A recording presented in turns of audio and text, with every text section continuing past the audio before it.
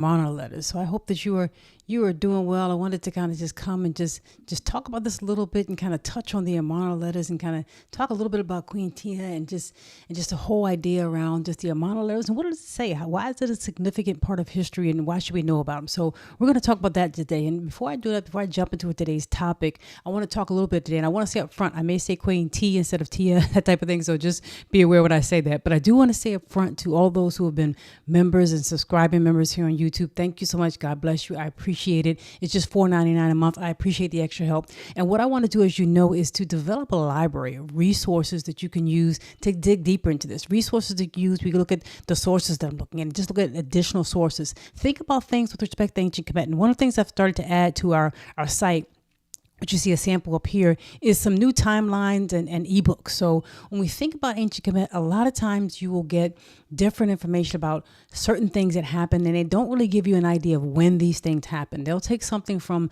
the latter period of ancient Kemet and refer to something that was old, or vice versa, or get you kind of mixed up when you start to think about how ancient Kemet interacted with other people. And so having a timeline of when people lived and when they ruled and around the time that they did certain things, who came and when, what was the old kingdom, that type of thing. These resources help you do this. So I have two timelines that are up, that are right now, that are up, that are new, that are on the site for members. And if you go to our member tab here on YouTube, you see how to get to the site and the password and everything for it. You see how to get to that site, so the instructions will be there. But one of the things this does for us is to give us an idea of kind of digging deeper. So I have timelines that are there on the old kingdom and the new kingdom, as well as information with respect to additional books that are there and courses that are there. So I have two courses that are up right now, one on calendars in ancient Kemet and the other on how did Kemet get started? What even started the country and the society of Kemet? So both of those things are up there in terms of courses, as well as various books and a mini library that you can have to really download the things. So anybody can join. You can join here on YouTube. It's $4.99 a month. And I just want to say thank you to those who have joined. And I want to make that announcement that I have two new timelines that are up that are available to you to start downloading, because as we think about ancient Kush and ancient Kemet, I'm going to be uploading more and more resources about them, timelines, resources, books, courses, that type of thing. So you can dig deeper into this and hopefully teach your children, and hopefully dig into the things that we're taught all the time, or things that we're not taught all the time about ancient Kush and ancient Kemet, to help us kind of set where they set in history and how that impacts our lives. How can we take what they did and apply it to our lives today and hopefully live a better life and live a more fulfilled life? So I wanted to share that with you, and that's what we talk about. And that's what's available in the library for members here on YouTube. So thank you so much. God bless you. I appreciate it. So I want to talk a little bit about just the whole idea of the Amarna letters and what they mean and why were they significant. Because you read about Akhenaten, and just to kind of take a picture and look at Akhenaten right here. This is Akhenaten, right? And you will see his mom and his dad, Amenhotep III and Queen Tiye, as his mother and father. You begin to see the people who were preceded him, right? And what was significant about Akhenaten? What was significant about the Amarna letters? Because sometimes you'll hear that, and these Amarna letters are not really like talked about, or you don't really know what are they and why are they significant. So one of the first things we think about is, what is Amarna? Why is that significant? Why do we call it that? Why is this queen significant? And why do we kind of talk about it? So we'll kind of jump into that conversation today, because as you know, many people will consider Akhenaten as being someone who helped to usher in a new worship of a different type of deity, the Aten deity, looking at the sun as being a representation of it, also kind of making a play off of Ra and kind of spinning some things and relating it to Ra as well. So looking at the sun deity and basically moving away from the worship of Amun and some of the other deities and expressions of God that were being worshipped and venerated in ancient Kemet. So people will say that he started monotheism, although when you read a lot of Kemetic texts, you'll see that they believed in one source for creation, but that's what they'll say. So as he did that, he upset a lot of people when he did that, and he started to say, don't worship Amen, don't worship anybody else, worship Aten. And he changed his name to Akhenaten, because his real name was Amenhotep IV. I mean, well, we called the fourth, but he was basically named similar to his dad. And we'll just kind of take a look at his dad as we kind of look at this is his dad right here, Amenhotep III. So Akhenaten was basically Amenhotep IV.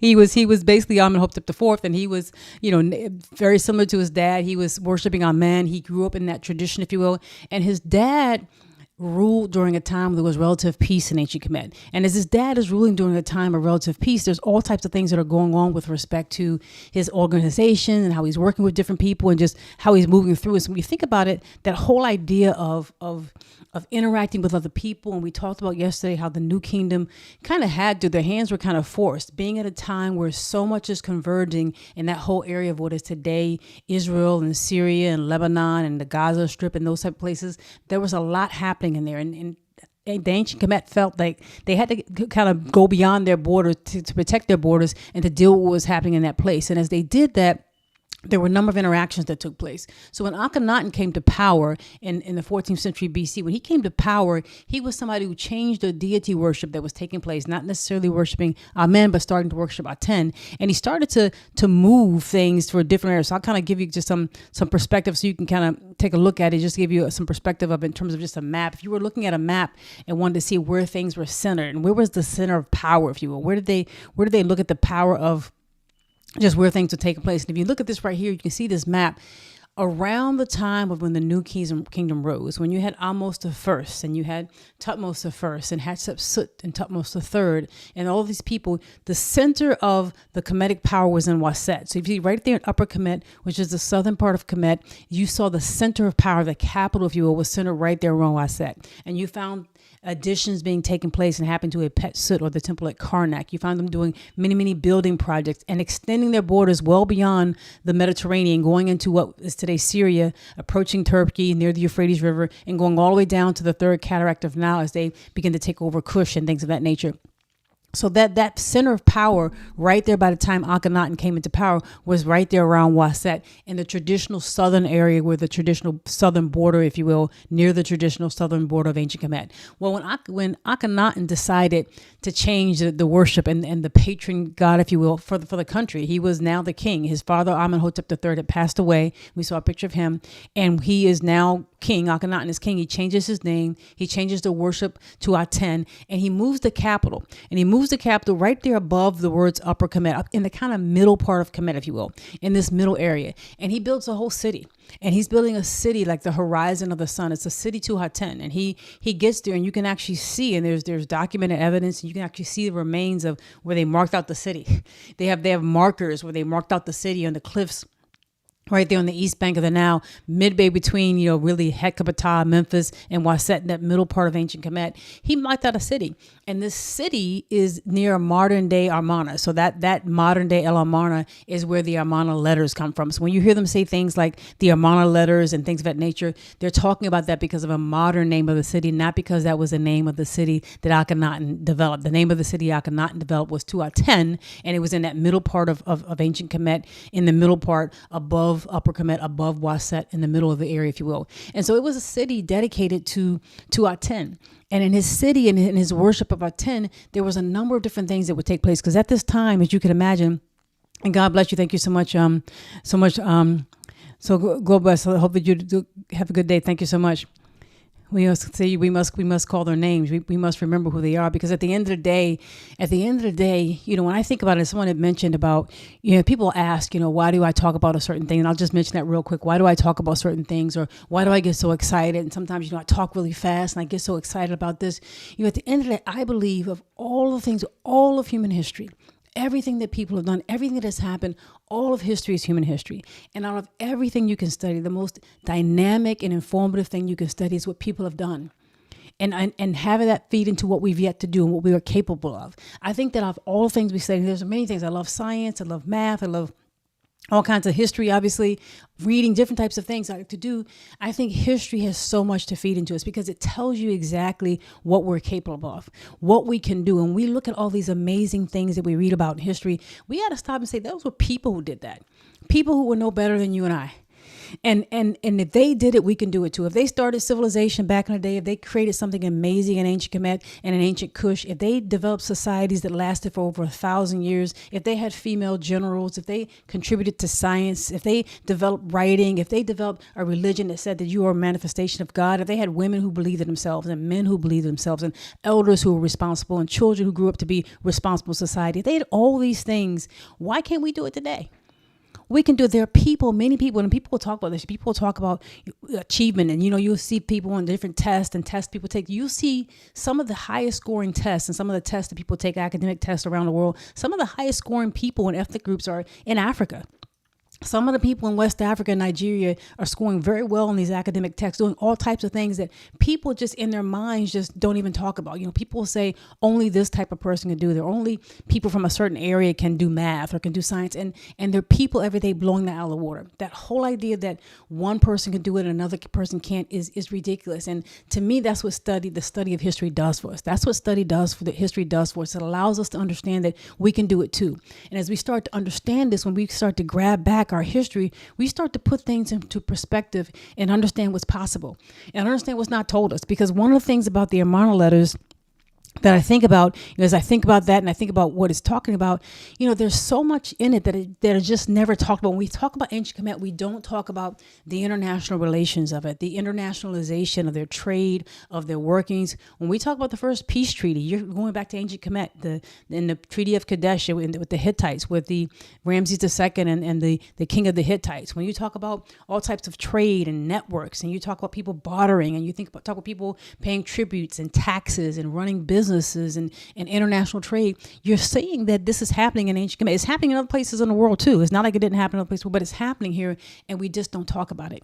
A lot of times we just demean it, or we talk about the nice buildings, and when we start to get to these people or people of color and black people, we start to say, oh well, but it's primitive. I read that all the time when I read about this, and I think that we have to regain that. We have to just wipe that stuff off and start to think about what were they doing and what were they talking about. How do we look at this? And the Amarna letters come in because they are a set of tablets, written in stone. So, and they are literally communications that took place between Amenhotep III and Akhenaten, and people and kings and various people who were serving tribute to them, paying money into ancient Kemet's treasury that were in was today Syria and Lebanon. So these are hundreds of letters, hundreds of communications and correspondences that went back and forth that were political correspondences. You were seeing how this area of the world 3,000 years ago, 3,000, almost 500 years ago, operated. How did they interact? How did kings talk to one another? How did Kemet organize and administer its lands when it goes far into beyond its borders? You're seeing this type of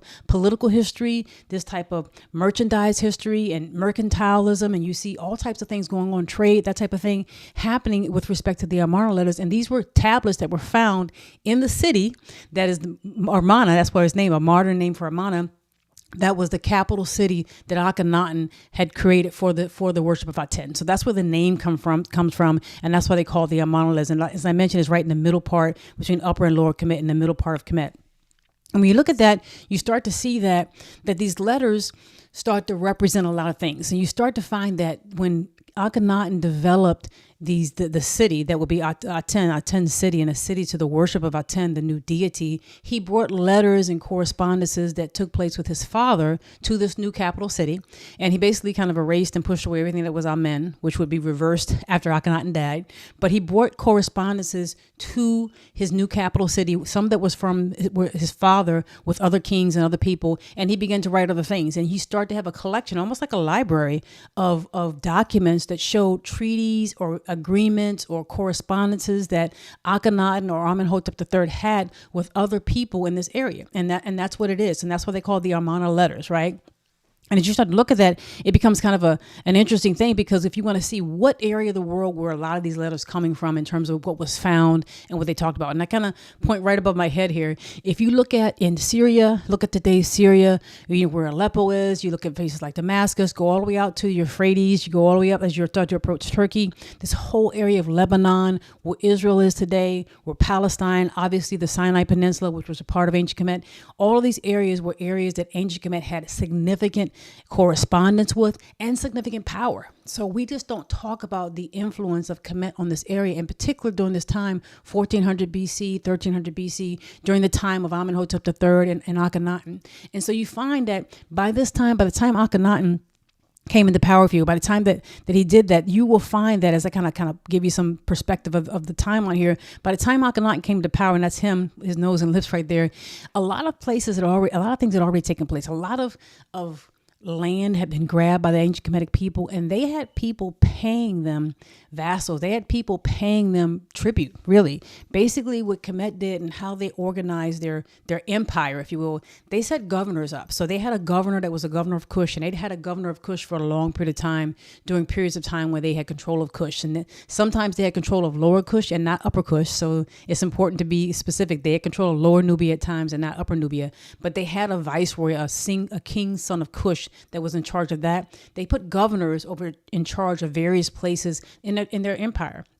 And by the time Akhenaten came around, it was no different. There were people all up in this area in what is today Israel, what is today Palestine, where Gaza is, the Gaza Strip. That's a historic place. There's so much Kemetic activity in the area, because you got to think that area is kind of like a highway that leads to other places. And if you go right here where Iraq is, in the northern part of Iraq, you're going to see kingdoms like the Mitanni people and the Hittite people. And you're going to see the Assyrians, who come later and earlier. They go late back in history, and they come back in several times. You see the Babylonians in the southern part of Iraq. All of these people are developing. The Amorites and as I said, the Hittites and the Phoenician people, and eventually the Philistines. They're all developing in this area, vying for control, competing for control. So the Amarna letters are a very important part of history, where you can find Akhenaten and his dad, Amenhotep III, talking about their III was alive and when Akhenaten was alive, and then going in even into Ramses, they're servants of them.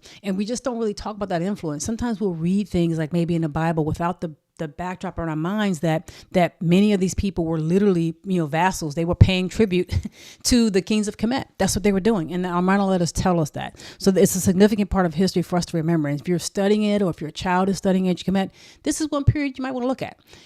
How do we know about political activities during the New Kingdom? What can we find about their interactions with people who were paying the money and paying resources to them? What can we talk about that? How can we find out things about that? And these letters will help tell you that. So I wanted to touch on a particular letter from this king right here, Tushratta, and he's a Mitanni. He's a Mitanni king, and Mitanni people would have been in this northern part of Iraq, Syria, they would have been in that northern part, and they would have been people who were at odds with the Hittites and at odds with many people in this area. But at this time, they were basically servants of Kemet. They were serving them. God bless you. Hope you're having a good one. God bless you. God bless you. They were servants of Kemet.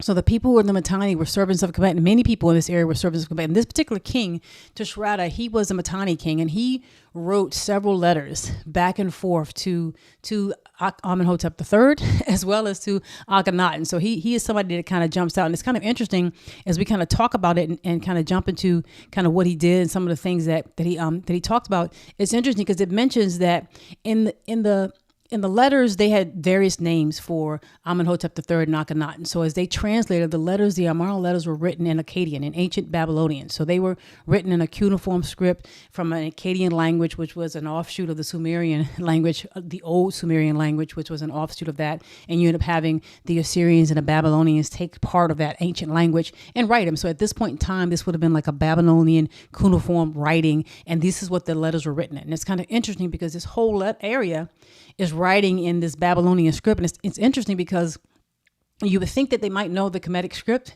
but you see the Kemetic people as they talk with people there, and even as Kemetic people interact with people in Punt, it didn't appear to be, from what I've read, any type of barrier in terms of them being able to talk. Even with people from Punt, even though they visit them every so often, you found an interaction and a commonality, which just kind of speaks to me about a commonality of what was going on in Africa versus other places where they also talk, but there was also family of languages that seemed to get along very well. But we can talk more about that, and Kate Diop does a lot of studying on that. But it's interesting that the Amarna letters are written in Babylonian script, and you'll find that they call Numeria, that is the name that they refer to Amenhotep III. So when you see that it's the Nimuria, you will see that's referring to Amenhotep III. And it mentions here where Tushratta is talking.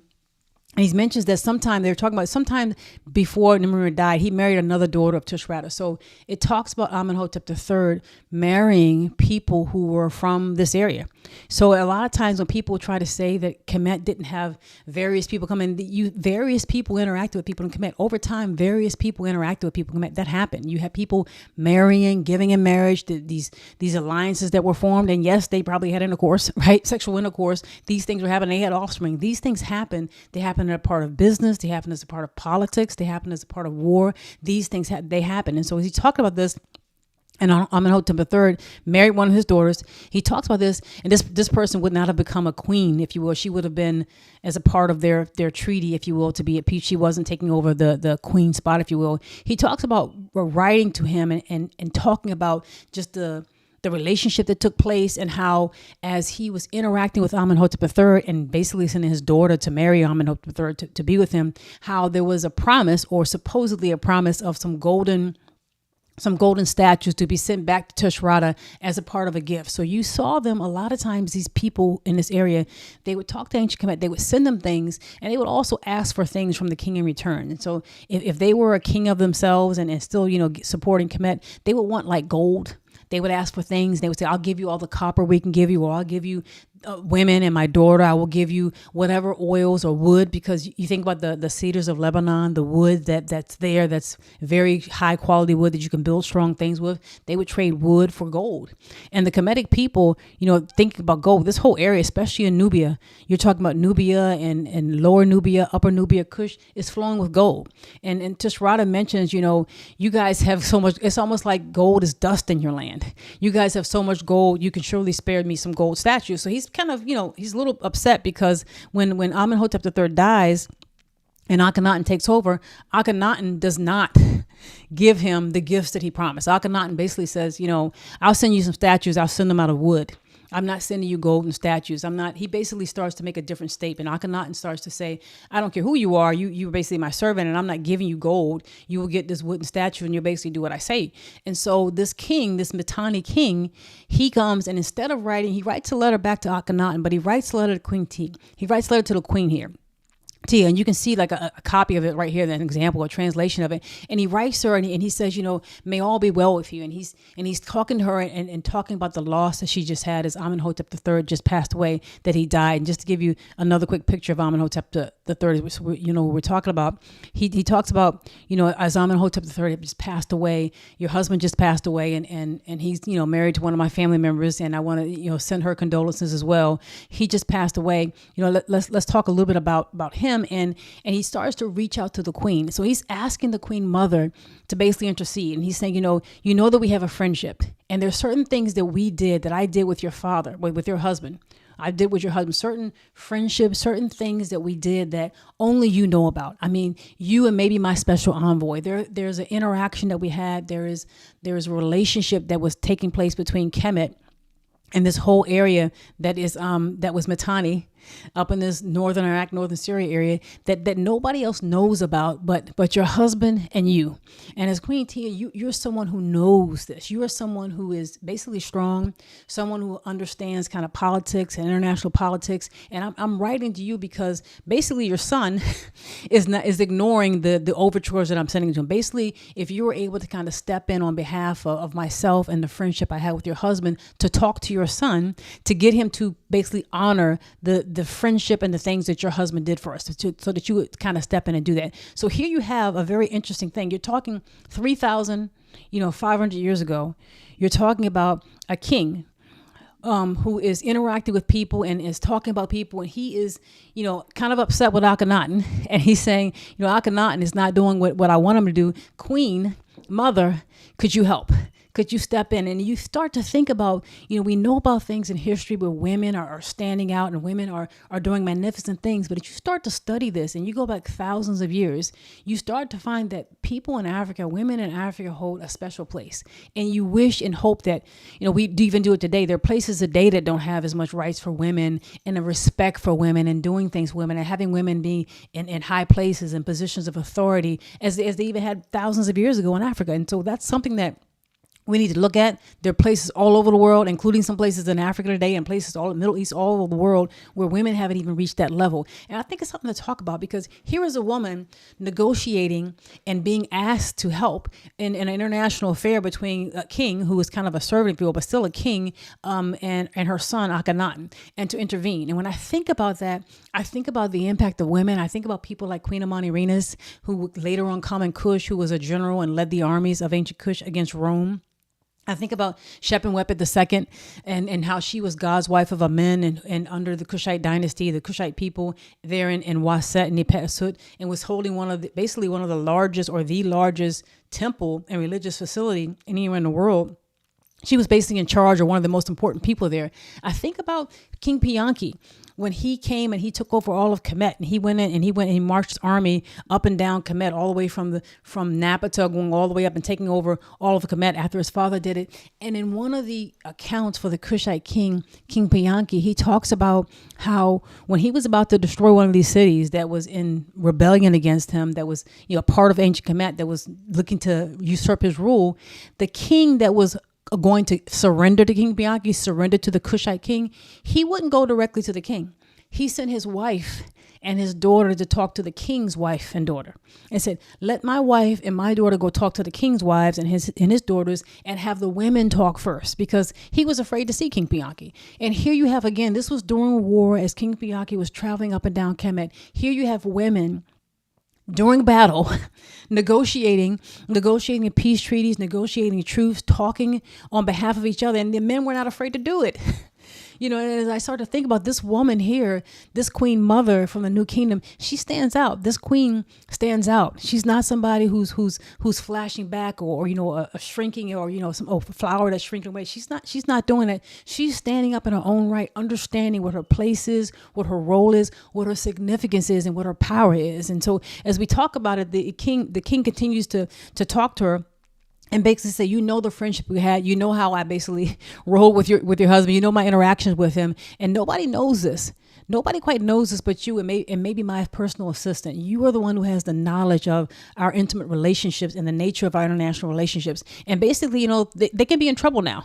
And if you help me, I'm not going to forget the friendship I had with your husband. I'm not going to forget that. I'm not going to forget any of that. And I'm going to have even a greater friendship with Akhenaten, with your son. I'm going to have a greater relationship with your son, and even a greater friendship. But he's not really responding. He's not really doing the same thing or delivering to me, as you notice right here, to which his father gave me. He's not delivering to me the things that his father promised to me. And I wish to have a friendship with, could you step in, Queen Mama? Could you understand what's happening, and the dynamics of this could lead to maybe something more? That's kind of the backdrop of this, because as the correspondence went on, it's apparent that they almost come to blows. This could be a bit of an international incident, and the mom and the Queen Mother is asked to step in. And so this becomes an interesting part of it. This becomes something to talk about. And this is in the Amarna letters. So they state Queen Tiye, she is addressed in the Amarna letters. Queen Tiye is addressed in the Amarna letters, and they talk about her and her interactions. And as I see this, you will start to also see that when you study Akhenaten and you study Amenhotep III, his dad, you will find that a lot of things he did very prominently and very openly, as other kings in the 18th dynasty did as well, with his wife. You'll see marriage scarabs, and you'll see in him indicating that he's married to her, and you'll see dedications, and you'll see things of colossal buildings that he built where it's him and his wife at the dedication. It's him and his wife, and he'll say he and his wife dedicating this, and that type of thing. And so you find a woman who's strong. You find a woman who knows her place and knows her power and knows her strength. And I really pray and wish that we could get to that point where we understand God's divinity in everybody. When we don't take half of the human race and say, you're less than and you can't accomplish, we begin to understand and we tap into the special abilities that everybody has to offer. Our whole society grows, our whole country, our whole world grows when we do that. So I just wanted to share that. I want to remember her today. I remember Queen Tiye, and just the idea of the women who were in antiquity who stood in the way for us to be able to do what we're doing today. So I want to remember. God bless you. Thank you so much for listening, and I'll come back to you soon for more.